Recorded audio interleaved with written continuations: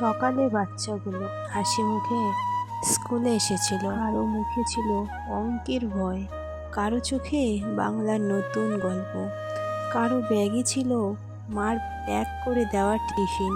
কিন্তু কে জানতো স্কুলের ছাদ ভেঙে আকাশ থেকে আগুন নেমে আসবে? কে জানতো এই সকালটা শেষ হবে পোড়া ব্যাগ, ছিঁড়ে যাওয়া খাতা আর কান্নার শব্দে? আজ শুধু একটা স্কুল নয়, আজ কাঁদছে হাজারো মা, ভয়ে কাঁপছে হাজারো শিশু। স্কুল মানেই তো আশ্রয়।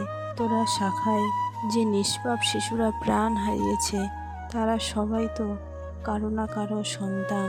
যাদের সন্তান আজ বেঁচে নেই আর ফিরেও আসবে না, তাদের মা বাবার কান্না যেন এই বুক চিরে যাচ্ছে। এই শোক কোনো ভাষায় প্রকাশ করা সম্ভব নয়। ঈশ্বরের কাছে এই নিষ্পাপ শিশুগুলির আত্মার শান্তি কামনা করি।